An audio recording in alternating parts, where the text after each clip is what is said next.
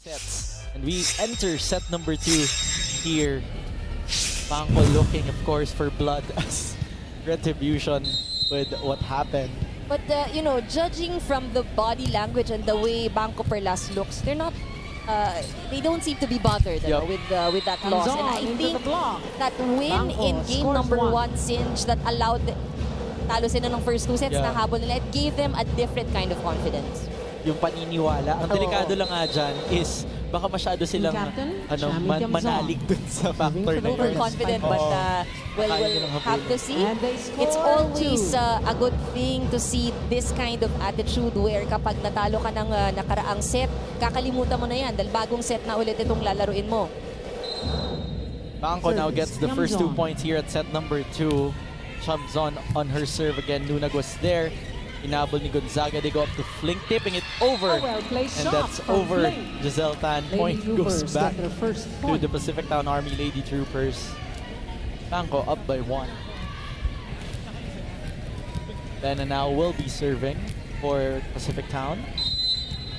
Foreign guest player, Helena Flink. Serving for PacificTown Army. Sharp service picked up by Chamzon. They go up to her Vasho through the blockers, and that's a point. Back to BanKo Perlas. Serving 1. And let's go to the report of Ai Dinsay Ai. Serving 6. Up by 2 points para sa ating BanKo Perlas Spikers. Jovelyn Gonzaga. Jovelyn Gonzaga will now serve. Mahabol dito. Serving. Oh, but you know, these service errors, Singe, it just keeps on happening. Ito yung mga sayang na puntos at nakikita natin, napapailing si Coach Kung Fu. And it's those opponent errors that BanKo capitalized on in the first set.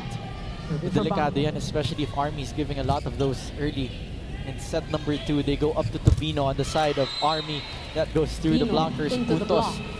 Pupunta sa PacificTown Army. Army now catching up just by 2 points. Let's look at that again.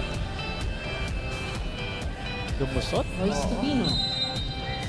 course, itong si Tubino, isa rin yan sa mga top scorers para dito sa Lady Troopers. She scored 24 points nung nakaraan nilang laro kontra sa BanKo Perlas. Good to note that BanKo is just playing with 1 import. And that's very interesting because in their last match against Army, ito din yung formula na gumana for the Perlas Spikers. When they only have 1 import. Gonzalez goes up to Flink through the blockers. Off the block. Point goes to PacificTown Army. PacificTown Army now just down by 1 point. Let's look at that again. Going off the hands of Kathy Bersoleve. Service. The thing with the offensive Flink, while the plays can get predictable, dahil ang taas din talaga ng kanyang reach, no? She's able to really direct the ball where she wants it to go. Free ball, binigay doon ni Chuwilim. They go to Jordan on the other side. With a quick attack. We're tied at 9. And we are tied at 9 points. Early on, dikita na tayo dito. Let's look at that again. Chuwilim off position. Service. Gonzalez. Ang nakikita nating malaking opportunity for both teams. We see that whenever they activate their middle attackers, malaki yung porsyento na napapatay yung bola. Kaya lang nahihirapan sila because of their reception or yung kanilang first ball. That's something that they have to work on. But here, a smart veteran move coming from Jovelyn Gonzaga. Works for PacificTown Army. Up by 1 point for the Lady Troopers.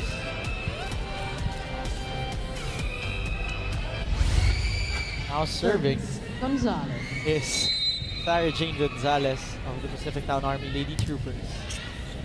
Picked up there by Chamzon. They go up to her Vasho. Double block denied by Gonzaga and Jordan. That brings a 2-point advantage to the side of the PacificTown Army Lady Troopers. So far, Anne blocking is working on the side of PacificTown. It was something that the BanKo Perlas team really utilized nung nakaraang laro. Pero this time around, sinasabi naman ng mga players ng PacificTown Lady Troopers, kayang-kaya nilang labanan sa net. This is back to a 3-point advantage on the side of PacificTown Army. The second set.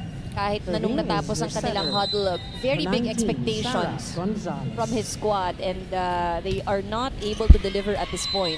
Of course, it was weird because at the start of the set, they were at the driver's seat controlling the match. Pero ito, nabawi agad at naunahan na sila ng PacificTown Army Lady Troopers, but a free point is given to BanKo Perlas with that service fault. Now Nicole Chamzon, their team captain, will serve for BanKo.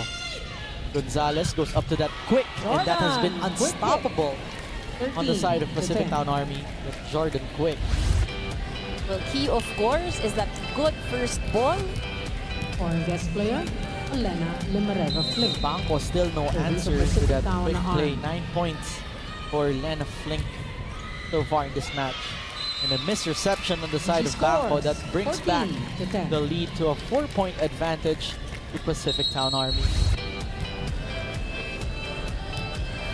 Our referees here clarify sa ating mga manonood, on the sideline. Flash ng ating mga camera. Flash recording. Salamat po. Service, Flink. Up by 4, PacificTown Army. Lena Flink on the serve. Picked up by Ella De Jesus. Gem goes up to Z Hervasio. That's overcooked, no check. Ball is out. Point goes to PacificTown Army. 10. Up by 5 points. For our Lady Troopers, let's look at that again. Service, Flink. BanKo trying to look for a check there, but no go.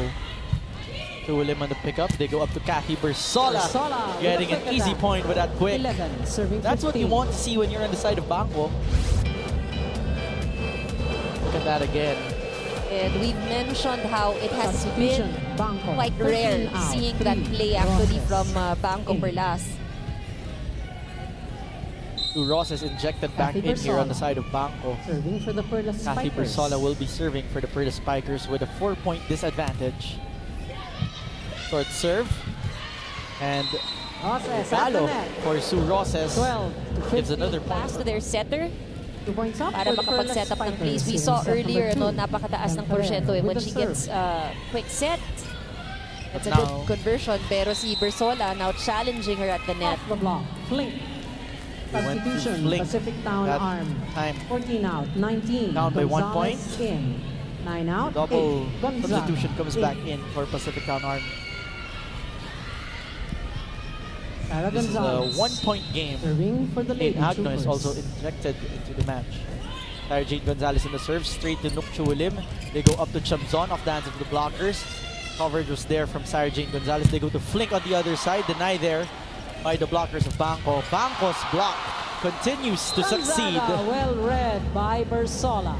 And defense 22 to at the 20. net, hindi na nila pinahihirapan ang kanilang floor defense, making sure na lahat ng opensa coming from the ladies in green, hindi na lulusot sin. Serving for And BanKo. BanKo flexing their advantage, being the #1 blocking team. They go to Flink, picked up there by Chamzon. Gem goes to Chulim, rolling it over. On the other side, they choose Jordan. But that will be a setting violation. Gonzalez. And so was that 23, double contact on the side of Gonzalez? A double contact was called. Quite obvious Like it, there. oo, and Okay. Service. Yamzon. very unfortunate that it had to happen at this point in the match where BanKo's already leading. BanKo just looking for 2 points to close this out.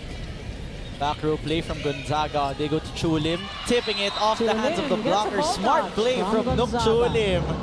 Looking at BanKo block now points. at set Nakakaapat point na itong BanKo Perlas. That actually helped them pull away. Their very strong blocking. Service. Yamzon. Somehow, that also has an impact dun sa mentally. It kind of intimidates your opponent as well. Nabol ni Gem. Z will tip it over to the other side.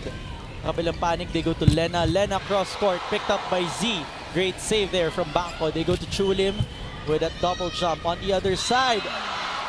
Another setting violation and quite unfortunate on the side of PacificTown Army. The celebration of Jerome Minglana and Mon Paterno, the president and the chairman of BPI Direct BanKo respectively. But let's look at that last point from BanKo.